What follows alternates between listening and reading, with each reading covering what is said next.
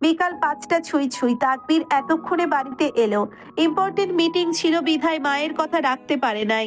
তাকবীর ড্রয়িং রুমে প্রবেশ করে কোনো দিকে না তাকিয়ে সিঁড়ি বেয়ে নিজের রুমে যেতে লাগলো। রাবিয়া তালুকদার তাকবীরকে সিঁড়ি বেয়ে নিজের রুমে যেতে দেখে তাকবীরকে ডাকলেন। এত দেরি করলে কেন বাসাতে আসতে? তোমার জন্য হানিয়া অপেক্ষা করতে করতে দুপুরে খাবার মাত্র খেয়ে উঠল মেয়েটা। মিটিং ছিল। যাও ফ্রেশ হয়ে এসো, সবার ডিনার শেষ, শুধু তুমি বাকি আছো। বাইরে থেকে ডিনার করে এসেছি আম্মু, আপনি একটা কফি পাঠিয়ে দিন। তাকবীর সিঁড়ি বেয়ে উপরে উঠতে উঠতে কথাটা বলল। রাবিয়া তালুকদারের পাশে হানিয়া এসে দাঁড়িয়ে বলল, আন্টি, তাকবীরের কফি আমি বানাই নিয়ে যাই। রাবিয়া তালুকদার হাসি মুখে হ্যাঁ বলে নিজের সঙ্গে হানিয়াকে কিচেন রুমে নিয়ে গেলেন। তারপর হানিয়াকে সবকিছু বুঝিয়ে দিয়ে রাবিয়া তালুকদার এক পাশে দাঁড়ালেন। হানিয়া মুচকি হেসে তাকবীরের জন্য ব্ল্যাক কফি বানাতে লাগলো। রাবিয়া তালুকদার সাইড থেকে হানিয়াকে লক্ষ্য করলেন। এই যে কালো কাজ করা থ্রি পিসে দুধের মতো ফর্সা শরীরটাই দারুণ মানিয়েছে। পিঠ পর্যন্ত ছিলকে চুলগুলো কাকড়া দিয়ে বেঁধে রাখার কারণে মেয়েটার মুখের মুগ্ধতা ছড়িয়েছে।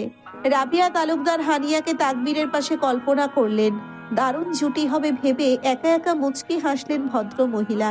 মনে মনে স্থির করে নিলেন আদনান তালুকদারের সঙ্গে খুব তাড়াতাড়ি কথা বলবেন হানিয়া আর তাকবীরের বিষয়ে। তাকবীর রুমে ঢুকতেই নিজের ব্যালকনিতে কয়েকজনের কণ্ঠ ভেসে এলো। কারো রুমে প্রবেশ করতেই রুমের মালিকের পারমিশন নিতে হয়, কিন্তু এরা তো তাকবীরের রুম, নিজের রুম মনে করে যখন তখন রুমে ঢুকে যায়। কথাটা ভেবেই ব্যাপারটাতে কিছুটা বিরক্তি লাগলো তাকবীরের। ব্যক্তিগত কথা শুনলে তো তাদের বলা যায়।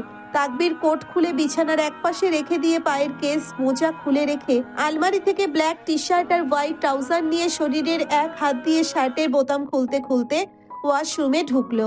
হানিয়া কফি নিয়ে রুমে ঢুকে রুমের এদিকে ওদিকে চোখ বুলিয়ে কোথাও তাকবীরকে দেখলো না। 5 সেকেন্ড পর ওয়াশরুম থেকে পানির আওয়াজ পেয়ে কফিটা বেডসাইডের উপরে রেখে দিল। বিছানায় তাকবীরের কোটটা দেখতে পেয়ে তুলে রাখার জন্যে হাত বাড়াতেই হাতটা পুনরায় গুটিয়ে নিল। তাকবীরের জিনিস হয়তো আসবাবপত্র অন্য কারো ছোঁয়া একদম পছন্দ না। হানিয়া কিছুক্ষণ রুমে অপেক্ষা করলো তাকবীরের বের হওয়ার।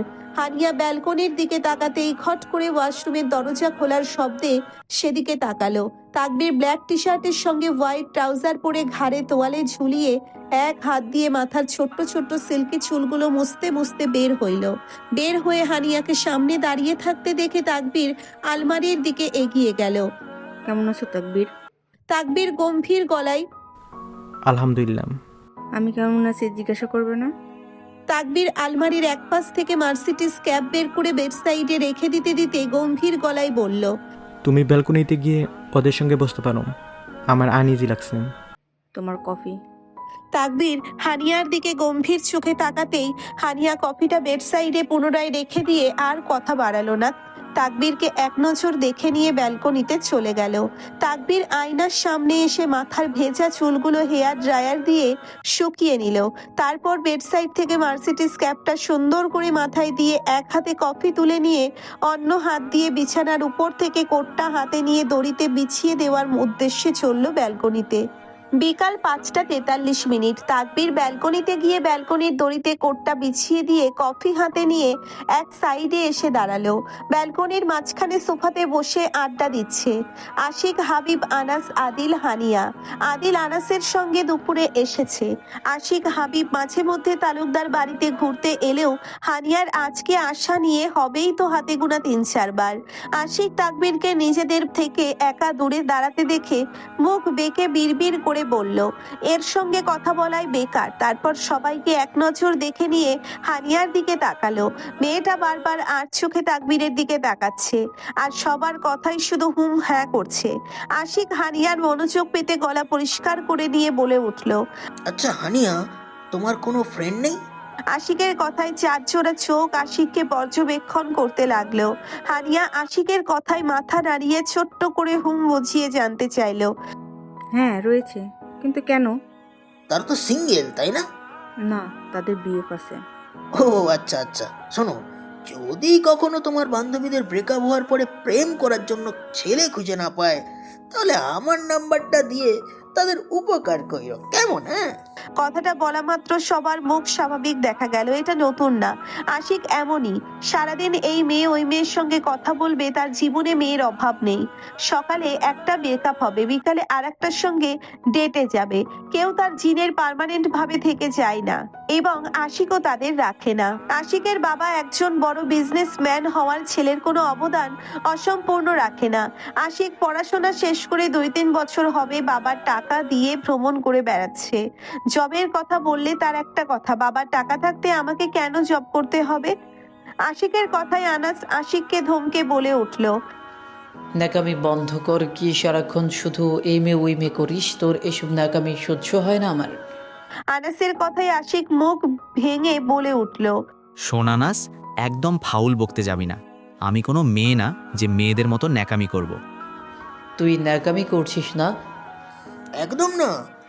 আমার এসব নেকামি একদম সহ্য হয় না। আমি কেন নেকামি করতে যাবো? হ্যাঁ, ও রে, তাহলে সারাদিন ন্যাকা মেয়েদের সঙ্গে কথা বলিস কেন? নেকামি সহ্য করতে পারলে এত ব্রেকআপ হতো না দোস্ত। আজ অনেক মেয়েদের প্রিয়জন হয়ে থাকতে পারতাম রে। মেয়েদের পিছনে আমার বড় লোক বাপটা যতগুলো টাকা মাছ খিলাইছি না, সবগুলো এক করলে আমার বিয়ের প্যান্ডেলটা হয়ে যেত। হ্যাঁ, আনাস বিদ্রুপের সুরে বলে উঠল, তোর ফায়দা ছাড়া এমনই এমনই মেয়েদের পেছনে টাকা নষ্ট করস। তুই তো ধনে পাতা, তাই না? ওটা ধনে পাতা হবে না রে দোস্ত, ধোয়া তুলসী পাতা হবে, বুঝলি? ধনে পাতা বা ধোয়া তুলসী পাতা, যেটাই হোক, পাতা তো। আনাসের কথায় আশিক তাকবীরকে অন্যমনস্ক হয়ে কফি খেতে খেতে নিচের দিকে তাকিয়ে থাকতে দেখে পুনরায় আনাসকে তাচ্ছিল্য করে বলে, তোদের দুই ভাই প্রেম ভালোবাসা বুঝবে কি করে? তোদের হৃদয় বলতে কিছু রয়েছে নাকি? আরে আমাকে দেখ, মেয়েরা আমাকে নিজের করে পাওয়ার জন্য না মারিয়া হয়ে থাকে। হ্যাঁ, থাকবেই না কেন? এটা তো তোর দিল না, পাবলিক টয়লেটে রূপান্তরিত হয়ে গেছে। আশিক পুরো কথা শেষ করার আগেই হাবিব আশিককে জ্বালাতে কথাটা বলে উঠল। হাবিবের কথাই আশিক এবার বলে উঠল, দেখ দোস্ত, আমার মন অনেক বড়, এজন্য হাজারো বয়ফ্রেন্ড শূন্যতা ভোগা নারীদের জায়গায় এই আশিক তার মন রাখে। তোদের ব্যাপারটা বুঝতে হবে। আশিকের কথায় আনাস হাবিব বিরক্তি দৃষ্টিতে তাকিয়ে রইল। হানিয়া আশিকের কথাগুলো দুষ্টুমির ছলে চুপি চুপি বসে এনজয় করছে। আদিল দুষ্টু হেসে আশিককে বলল, ভাই, আপনার বুকে যদি লয়াল কোনো বয়ফ্রেন্ড শূন্যতায় ভুগতে থাকা অসহায় নারী থেকে থাকে, তাহলে আমার দিকে ফিকে মারেন। আমিও পার্মানেন্টভাবে তাকে সাহায্য করতে চাই। আদিলের কথায় আনাস আদিলের মাথায় একটা গাঁটটা মেরে বলে, আগে বউকে রাখার জন্য নিজস্ব একটা বাংলো বানিয়ে দেখা, তারপর মানবতার ফেরিওয়ালা হতে চাস। ভাইয়া, আমার খাল কাটা রয়েছে, এখন শুধু আমার কুমির তার এন্ট্রি নেবার পালা। আদিলের কথায় সবাই একসঙ্গে শব্দ করে হেসে উঠল। হাসির শব্দে তাকবীরের মনোযোগ নষ্ট হয়ে গেল। নেমে সেই চোখ মুখ রাগের রেশ ফুটে উঠল। রাগী চোখে আনাসের দিকে তাকাতেই আনাস সবার উদ্দেশ্যে বলে উঠল, আমাদের এখন ওঠা উচিত, চল নিচে যাওয়া যাক। আশিক নাকচ করে আনাসকে বলে উঠল, হ্যাঁ, উঠবেই তো। আগে বল, তোর আর আয়রার বিয়েটা কবে খাওয়াচ্ছিস? যেই দিন তুই মেয়েদের সঙ্গে ফ্ল্যাট করা বন্ধ করবি ওই দিন। মেয়েটা সত্যিই তোকে অনেক ভালোবাসে রে দোস্ত। জীবন তো একটাই, তাই আমার মতো হাজারো মেয়েদেরকে ভালোবাসতে না পারলে শুধু আয়রাকে অন্তত ভালোবাস। আনাস বিরক্ত হয়ে কথা না বলে ফোন ঘাঁটতে লাগলো। এভাবে আড্ডা দেওয়ার মধ্য দিয়ে তাদের বিকেলটা কেটে যাচ্ছে। তাকবীর ওদের কথায় বিরক্ত হয়ে নিজের রুমে যাওয়ার উদ্দেশ্যে পা ঘোরাতেই পা দুটো পুনরায় থেমে গেল। মাথাটা ঘুরিয়ে নিচের দিকে তাকাতেই ফুলবাগানে এক স্নিগ্ধ পরীর দিকে চোখ দুটো থমকে গেল। বাঙালির সাথে লাল পাড়ের সাদা রঙের শাড়ি পরিহিত আরাতকে দেখে। দুহাত ভরা লাল রেশমি চুড়ি, কানে কান টানা লাগিয়ে হালকা কোকড়ানো লম্বা চুলগুলো খুলে রাখা অবস্থাতে একবার এক এক রকমের স্টাইল করে দাঁড়িয়ে ফটো ওঠাচ্ছে। তাকবীর সেদিকে মনোমুগ্ধকর দৃষ্টিতে তাকিয়ে নিজেই নিজেকে প্রশ্ন করল, আচ্ছা, পাগলটাকে এত ম্যাচুরিটি লাগছে কেন? ইস, আজকে যেন পাগলটাকে কেমন যেন গিন্নিদের মতো লাগছে। আচ্ছা, ও কি চোখে কাজল দিয়েছে? দিয়েছে হয়তো। তাকবীর সেদিক থেকে চোখ ঘুরিয়ে নিয়ে বিড়বিড় করলো, মহান রব্বুল আলামিন যেদিন তোমাকে আমার খুব কাছে থেকে ওই সৌন্দর্যগুলো দেখা হালাল করবে, আমি দেখব, মন ভরে দেখব। তোমার ওই সিনগ্ধ ভরা মায়াবী মুখটা দেখে চোখে তৃষ্ণা মেটাবো। আরাত কলেজ থেকে এসে কলেজ ব্যাগটা বিছানায় ছুঁড়ে মেরে সোজা ওয়াশরুমে গিয়ে আয়নার সামনে দাঁড়িয়ে নিজেকে দেখতে লাগে। আয়নার সামনে নিজেকে দেখতে দেখতে হঠাৎ কলেজে মাহিরের মুখে বিরক্তি মাখা কণ্ঠে সেই কথাটা মনে পড়ে গেল। আজব, আমি কেন তাকে কিছু করতে যাব? সে কি আমার বউ লাগে? মাহিরের কথাটা আরাতের মনে পড়তেই আয়নায় নিজের মুখটার দিকে তাকিয়ে নিজেই লজ্জা পেল। লজ্জায় 2 হাত মুখে রেখে ভাবতে থাকে, আচ্ছা প্রেম কাকে বলে? সে আমার সামনে আসলে তার দিকে অপলক চেয়ে থাকতে মন চায়। এটাকেই কি প্রেম বলে? আমি কি তাহলে মাহিরের প্রেমে পড়েছি? হ্যাঁ, যদি এটাকে প্রেম বলে তাহলে আমি প্রেমে পড়েছি। মেহেরাব ইসলাম মাহিরের প্রেমে পড়েছি কথাগুলো ভাবতে ভাবতে আবারও লজ্জায় হাত দিয়ে মুখ ঢেকে নিল। যৌবনে পা রাখলে মনে অনেক কিছু খেলা করে। হঠাৎ মনের মতো কাউকে দেখলে তাকে নিয়ে ভাবতে ভালো লাগে। মনের অজান্তে তাকে নিয়ে অনেক গভীরভাবে ভাবতে মন চায়, অথচ আস্তে আস্তে তাকে নিয়ে অল্প স্বল্প ভাবতে ভাবতে তাকেই নিজের করে পেতে মন চায়। আরাতের প্রথম দেখাতেই মাহিরকে ভালো লাগতে শুরু করেছে। মনের অজান্তে বারবার মনে হতে লাগছে, ইস, আবার যদি কোনো বাহানায় তার সঙ্গে দেখা হতো, তার সঙ্গে কথা হতো, তাকে সামনাসামনি দেখতে পারতাম। আরাত মনের মধ্যে হাজারো রং বেরঙের ভাবনা নিয়ে নিজেকে সাজাতে মন চাইলো। কেন জানি নিজেকে বারবার আয়নায় দেখতে দেখতে নিজেকে নিয়ে ভাবতে ভালো লাগছে। সেই ভাবনা ভালো লাগা থেকে গোসল করে নতুন শাড়ি বের করে নিজেকে সাজাতে লাগলো। বাঙালি শাড়ি পরে কানে কানটানা দিয়ে চুলগুলো খোলা রেখে হাত ভরা কাচের চুড়ি, ঝনঝন আওয়াজে ঠোঁটে লিপজেল লাগিয়ে চোখে গাঢ় করে কাজল দিতে লাগল। কাজল দেওয়ার শেষে নিজেকে আয়নায় পুনরায় ঘুরিয়ে ঘুরিয়ে দেখতে লাগল। সব দিক দিয়ে পারফেক্ট লাগছে, শুধু মাথায় বেরি ফুলের একটা গাজরা কমতি থেকে গেল। আরাত বিছানা থেকে ফোনটা হাতে তুলে নিয়ে রুম থেকে বের হয়ে আহিনকে সঙ্গে নিয়ে সিঁড়ি বেয়ে নিচে নামতে লাগলো। আদনান তালুকদার, আহাত তালুকদার ড্রয়িং রুমের সোফাতে বসা ছিলেন। আদনান তালুকদার সিঁড়ির দিকে তাকাতেই আরাতকে শাড়ি পরে নিচে নামতে দেখে মুখে হাসি ফুটে উঠল। আরাত সিঁড়ি থেকে নিজের বাবা বড় আব্বুকে ড্রয়িং রুমে দেখতে পেয়ে লজ্জা পেয়ে পুনরায় নিজের রুমের দিকে দৌড় লাগাতেই বাবার ডাক শুনে দাঁড়িয়ে পড়ল। মা, আরাত বুঝতে পারে বাবা বড় আব্বু আরাতকে দেখে নিয়েছে। কথাটা ভেবেই আরাতের মুখে লজ্জাটা আরো গাঢ় হয়ে গেল। যখন বাড়ির বড়রা বাড়িতে থাকে না, শুধু মা বড় মার সামনে আরাতের ইচ্ছে হইলেই শাড়ি পরা হয়, কখনো বাড়ির পুরুষদের সামনে শাড়ি পরে যাওয়া হয় নাই। আজকে প্রথম বাবা বড় আব্বুর সামনে শাড়ি পরে যেতে নিজেকে কেমন লজ্জা লজ্জা লাগছিল। লজ্জারাঙা মুখ নিয়ে মুখটা নিচু করে নিচে নেমে এলো। আহাত তালুকদার বসা থেকে উঠে এসে হাসি মুখে মেয়ের মুখটা খুব যত্ন সহকারে হাত দিয়ে উপরের দিকে উঠিয়ে বলে উঠল, মাশাআল্লাহ মাশাআল্লাহ, আমার মাকে দেখতে খুব সুন্দর লাগছে, কারো নজর না লাগুক। আরাত বাবা মার কথায় লাজুক হেসে মুখটা পুনরায় নিচে নেমিয়ে দিল। আহাত তালুকদার চঞ্চল মেয়েকে হঠাৎ লজ্জা পেতে দেখে মনে মনে ভাবলেন মেয়েটা অনেক বড় হয়ে যাচ্ছে। আরাত বাবাকে বলে আহিনকে সঙ্গে নিয়ে বাড়ির ফুলবাগানে চলে গেল ফটো ওঠাবে বলে। আহাত তালুকদার মেয়ের যাওয়ার দিকে তাকিয়ে রইলেন। আদনান তালুকদার আরাতের যাওয়ার দিকে তাকিয়ে ছোট্ট ভাইয়ের দিকে তাকিয়ে বললেন, মেয়েটা দেখতে দেখতে চোখের সামনে অনেক বড় হয়ে গেল, তাই না? কয়েক বছর পরে তাকেও অন্যের ঘরে দিতে হবে। আদনান তালুকদার আফসোসের সহিত কথাটা বললেন। আহাত তালুকদার বড় ভাইয়ের কথাই মলিন হাসলেন। হ্যাঁ, আর কয়েক বছর, তাহলে নিজের কলিজার টুকরাকে অন্যের হাতে তুলে দিতে হবে। এটাই তো প্রকৃতির নিয়ম, মানতে তো হবেই। আরাত একা একা বাগানে কিছুক্ষণ অপেক্ষা করার পর আহিন আলভিকে ডেকে নিয়ে এলো। আলভি বাগানে এসে শাড়ি পরা আরাতকে দেখেই দুহাত বুকের বাম পাশে রেখে দিয়ে আহিনের শরীরের উপর পড়ে গেল। আলভিকে নিজের শরীরের উপর পড়তে দেখে আহিন বিরক্ত হয়ে বলে, কি নাটক শুরু করলি? ভালো হয় দাঁড়া বলছি। আহিনের কথায় আলভি ঠিক হয়ে দাঁড়িয়ে আরাতকে নিচু থেকে মাথা উপাধি দেখতে লাগলো। আরাত আলভির তাকানো দেখে দুষ্টুমি হেসে মুখে লজ্জা ফুটিয়ে তুলে আলভিকে নাটকীয় ভঙ্গিমায় বলতে শুরু করলো, ক্রাশ, আমাকে কেমন লাগছে দেখো ক্রাশ, আমি তোমার জন্য নিজেকে সেজে এসেছি ক্রাশ। আলভি খুশিতে গাদো হয়ে বলল, মায়াবতী, তুমি আমার জন্য শাড়ি পরেছ? আরাত নাটক করে লাজুক হেসে বলল, হ্যাঁ জনাব। হায় হায় মায়াবতী, তোমাকে দেখে আমার হুদিপন দূর। আহিন ভল্লা, এটাকে কি বলে জানো? হৃৎপিণ্ড। হ্যাঁ, তোমাকে দেখে আমার হৃৎপিণ্ড ধমকে গিয়েছে। দূর, এই ভাষাগুলো এত কঠিন কেন? শান্তিমতো প্রেম করতে দেয়। কথাটা বলেই বড় একটা নিঃশ্বাস ছাড়লো। আলভির কথায় আহিন বিরক্ত হয়ে বিড়বিড় করে উঠল, হৃৎপিণ্ড ঠিকমতো উচ্চারণ করতে পারে না, সে নাকি করবে প্রেম, গাধা একটা। আরাত আলভির কথায় শাড়ির আঁচল মুখে গুজে বলল, আপনার বলতে না পারা ভাষাগুলো আমি খুব সহজে বুঝতে পারি জনাব। আরাতের কথায় আলভি লজ্জা মিশ্রিত হাসি দিয়ে আহিনের বুকে মুখ গুজে এক হাত দিয়ে আহিনের বুকে এলোপাথারি থাপটাতে লাগলো। আলভির কাণ্ড দেখে আরাত পেট ধরে খিলখিলিয়ে শব্দ করে হেসে উঠল।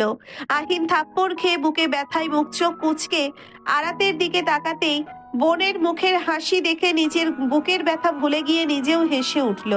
এতক্ষণ যাবৎ ব্যালকনিতে দাঁড়িয়ে মুগ্ধ চোখে তাকিয়ে সবকিছু লক্ষ্য করে আরাতের খিলখিলিয়ে হাসির শব্দে তাকবীরের মুখে এক চিমটে হাসি ফুটে উঠল যেন। সোফাতে বসে দূর থেকে তাকবীরের মুখের নিঃশব্দে হাসিটুকু অবাক হয়ে মুগ্ধ চোখে চেয়ে রইল হানিয়া। হানিয়ার চাহনিতে একে একে সবাই সেদিকে তাকালো। তাকবীরকে নিঃশব্দে হাসতে দেখে সবাই একসঙ্গে বসা থেকে অবাক চোখে দাঁড়িয়ে গেল। তাকবীর হাসতে যে কথাটা ভেবেই সবার মনে তাকবীরের হাসির কারণ দেখার উৎফুল্লতা ফুটে উঠল। পাঁচজনের মুখ চাওয়াচাই করে সেদিকে এগিয়ে গিয়ে ব্যালকনির ঠাই ঘেঁষে দাঁড়ালো। তাকবীরের চোখ অনুসরণ করে নিচে ফুলবাগানের দিকে তাকাতেই অবাক চোখে যেন অবিশ্বাস্য চাহনিতে ফুটে উঠল। গম্ভীর তাকবীর হাসতেছে, তাও আবার একটা মেয়ের কারণে। আনাস তাকবীরের হাসির কারণ বুঝতে পেরে স্বাভাবিকভাবেই পুনরায় সোফাতে গিয়ে বসলো। আদিল আগেও তার স্যারকে কিছুটা সন্দেহ করছিল, আজকের ব্যাপারটাই সবকিছু স্পষ্ট হয়ে গেল তার কাছে। এদিকে আশিক হাবিব একটার পর একটা অবাক হতে লাগলো। প্রথমে যে গম্ভীর তাকবীর তার সঙ্গে মন খুলে কথা পর্যন্ত বলে না, সেই তাকবীরের মুখে হাসি, তাও একটা মেয়ের কারণে। অন্যদিকে আনাসের রিয়াকশন দেখে মনে হচ্ছে এটা স্বাভাবিক, তার ব্যাপারটা পূর্ব থেকে সবকিছু জানা। তাকবীর নিজের পাশে আশিক হাবিবকে অবাক চোখে তাকিয়ে থাকতে দেখে মুখে বিরক্তি ফুটে উঠল।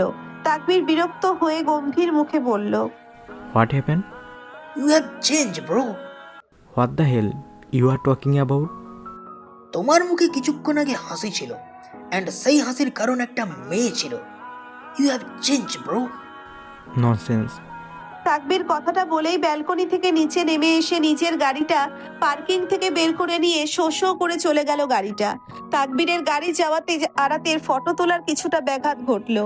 আরাত গাড়ির যাওয়ার শব্দে সেদিকে তাকিয়ে পুনরায় নিজের মতো করে ফটো তোলায় মগ্ন হয়ে উঠল।